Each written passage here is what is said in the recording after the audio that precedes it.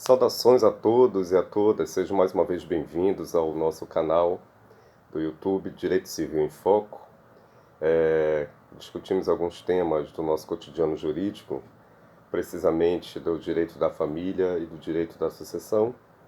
E hoje nós vamos comentar acerca do polêmico assunto que tem sido muito discutido recentemente, principalmente durante esse cenário de pandemia, acerca do chamado contrato de namoro, né? Nós utilizamos até, entre aspas, entre a nomenclatura contrato, porque isso vem ocasionando algum certo discernimento, desconforto perante alguma ala doutrinária, né? Alguns doutrinadores confirmam a tese que realmente é salutar, que é pertinente, em contrapartida, outros entendem que isso não é possível. É claro que nós temos que levar em consideração que o procedimento propriamente dito antecede a fase do matrimônio, né? Normalmente, né, os interessados, os noivos, eles estão nesse estágio de pré-matrimônio, né? Você está ali ainda realizando um famoso namoro, né? Sem com aquela intenção, indubitavelmente, de já querer sacramentar de imediato o casamento propriamente dito, né? Então, durante esse determinado momento, esse estágio que antecede o casamento, pode acontecer que esses interessados, né, esse casal, queira dar uma certa garantia, uma certa segurança para aqueles seus eventuais acervos, aqueles seus eventuais negócios, que por sua vez eles pretendem assim querer confirmar. Então você imagina que é perfeitamente possível, em alguma determinada ocasião, esse casal querer, por exemplo, querer alienar, querer adquirir um determinado acervo, um determinado bem, quer seja bem móvel ou não, né, ou imóvel, e por uma questão de segurança, eles querem garantir que esta aquisição venha a ter resultados duradouros e até mesmo a questão de resguardo futuro. Caso de repente esse namoro não venha futuramente ser convertido para um casamento ou até mesmo para uma união estável, mas no momento atual eles adquiriram aquele determinado bem. E é claro que posteriormente eles vão querer resgatar aquilo que porventura anteriormente no passado eles adquiriram. Então, o que acontece? Alguns casais vêm se subsidiando de uma espécie de um contrato, né, de um instrumento particular.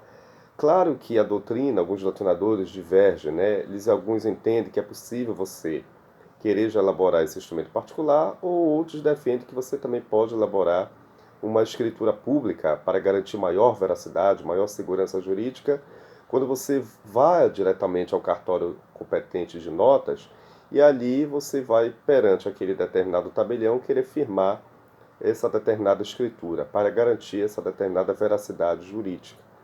Então, está sendo discutido dessa forma, né? O casal, a essência do chamado contrato de namoro é uma essência de natureza objetiva, patrimonial, para você proteger e resguardar aquele determinado acervo patrimonial que, por sua vez, você queira adquirir, né? O casal ele tem planejamento. Esse planejamento, de imediato, em alguns casos, ele já pode ser sacramentado. Até mesmo antes, como já havia dito, antes mesmo de você já confirmar esse ato de casamento, ou até mesmo até antes de você confirmar a sua união estável. Então pode ser que, por alguma ocasião do destino, o casal já resolva adquirir algum patrimônio e aí queira dar uma certa veracidade, uma certa segurança para essa aquisição desse determinado patrimônio. E isso é possível perante esse determinado instrumento denominado de contrato de namoro. São regras de convivência. Detalhe, são regras de convivência de natureza não matrimonializada, até porque o casamento ainda não foi sacramentado, eles estão na fase pré-antinupcial, né? Agora, existe uma grande diferença do contrato de namoro, ou seja, do chamado namoro qualificado propriamente dito, que é aquele estágio de namoro duradouro, que a pessoa convive durante muito tempo com aquela outra pessoa.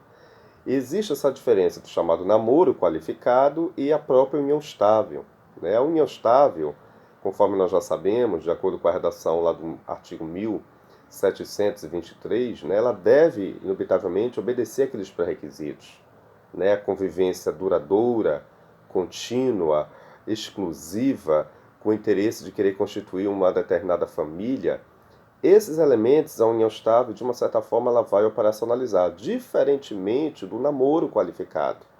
O namoro qualificado, ele somente não vai respeitar a questão do objetivo de querer você constituir uma família propriamente dita. Ele resguarda, ele não aceita esse determinado elemento propriamente dito. Mas o que acontece? Mesmo que eu esteja nesse estágio de namoro qualificado, como já havia também mencionado, eu também posso querer, se for o caso, via constituir, via adquirir um determinado acervo patrimonial juntamente com o meu namorado, com a minha namorada. Tá? E para garantir essa segurança, para garantir esses cumprimentos desses deveres, dessas obrigações, no presente, vamos nos resguardar para que os nossos efeitos patrimoniais, as nossas aptidões, os nossos interesses venham ser resguardados, confirmados em sede de uma determinada escritura pública ou em sede de um mero instrumento particular, o qual nós denominamos de contrato de namoro. Traz reflexos, sem sombra de dúvida. Alguns casais podem até entender com uma certa desconfiança querer realizar essa espécie desse chamado contrato de namoro. Muito embora outros possam muito bem discordar disso.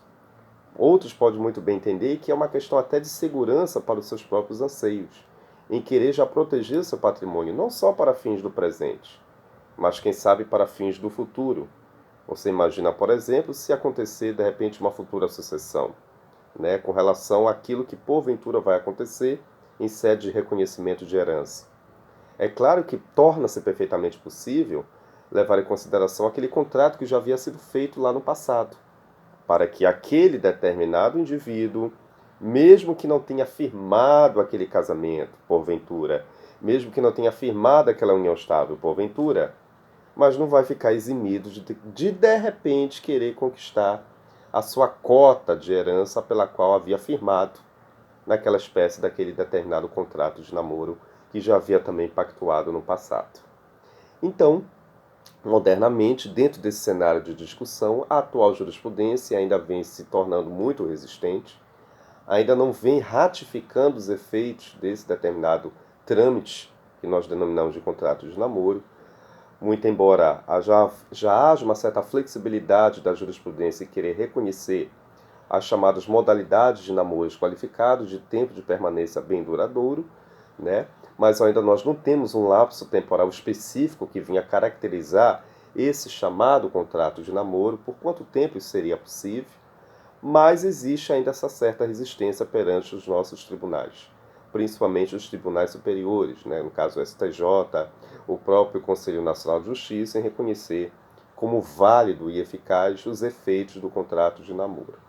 Mas está crescendo, durante o período da pandemia, cresceu exorbitantemente, sem sombra de dúvida, uma espécie de resguardo de segurança jurídica pelas quais os próprios namorados estão querendo se resguardar, porque pode ser que durante esse estágio de convivência de namoro, aquisições de natureza patrimonial também venham acompanhar o mesmo raciocínio, também venham ser adquiridas. E aí você vai formalizar através de um instrumento cujas aptidões, cujos interesses, cujos direitos e deveres venham a ser resguardados. Os reflexos no presente e futuramente os reflexos no futuro, através da chamada regra da sucessão. Particularmente, não vejo nenhum problema nesse aspecto, caso você queira resguardar o teu intento de natureza patrimonial. Eu acho até salutar. Alguns direitos internacionais já se subsidiam desse instrumento. No caso, por exemplo, até o direito português já se subsidia já há algum certo tempo, que garante uma maior segurança jurídica para os contratantes, dentro daquele cenário de aquisição matrimonial, não digo matrimonial, ou seja, antecede, né, a fase do matrimônio, mas de natureza até patrimonial, né, porque o contrato de namoro nós nunca devemos esquecer. Ele inaugura com esse estágio, até você evoluir para posteriormente uma união estável, até você chegar em um determinado futuro matrimônio, se for o caso. Tá? Não vejo nenhum problema nesse sentido. Repito, é uma questão de própria veracidade do casal, de segurança, para resguardar os seus próprios intentos, para que futuramente resgatem em sede de uma determinada partilha ou de um deferimento de uma futura herança. Vamos aguardar o trâmite burocrático do reconhecimento dos nossos tribunais superiores acerca dessa instrumentalidade que, muito embora ainda não seja definitivamente reconhecida pela norma, pela jurisprudência majoritária, mas está crescendo ultimamente essa espécie desses instrumentos de natureza particular.